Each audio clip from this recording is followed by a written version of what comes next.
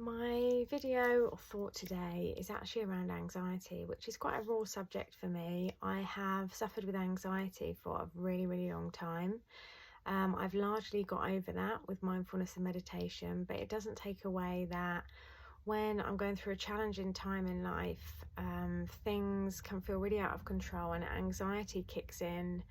I keep trying to remind myself that this is my way of trying to take control back. Recently, after having a rocky couple of weeks emotionally, I would say, I've noticed that I've had these periods of anxiety, and what happens is something will happen. It's like a health anxiety issue for me, and I'll have like a mark on my body or my skin or a feeling, and I will obsess about that situation. So whatever the health issue is, I will obsess about it without having the answers, and essentially it makes that problem grow, get bigger, resulted in losing sleep, and it's really not pleasant actually.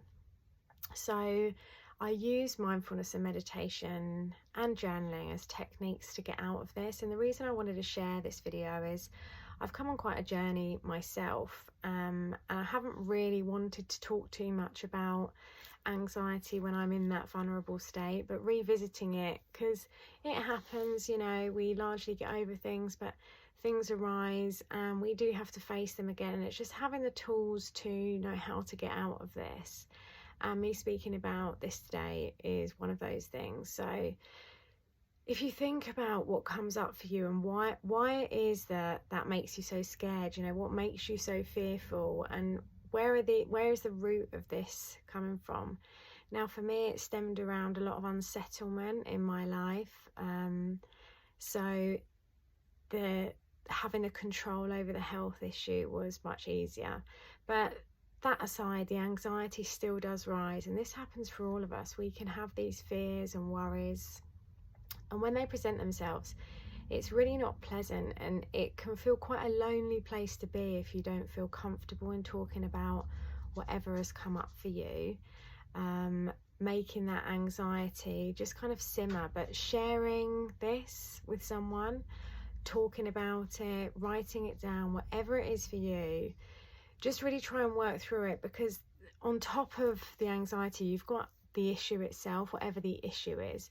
And it can be really difficult to know how best to deal with it when you're in that state of fight or flight or panic, which is why it's so helpful to keep coming back as many times as you need to those things that work for you. So in my case, it's mindfulness and meditation.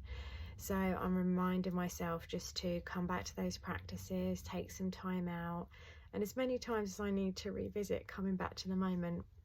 And it does get easier and easier every time, but it doesn't take away that these things do arise for us, and it can be tough when you're in a state of fear, because it feels very real, but we can bring that compassion in, bringing compassion and love, and this kind of soothes those feelings.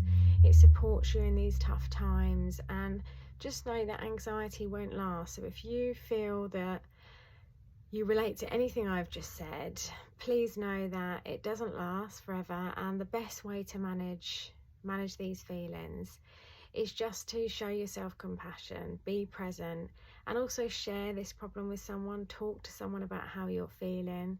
Don't suffer alone. It doesn't have to be someone close to you either. It can be anyone at all that you feel safe to discuss your feelings with, and just open up and be free to just be who you are.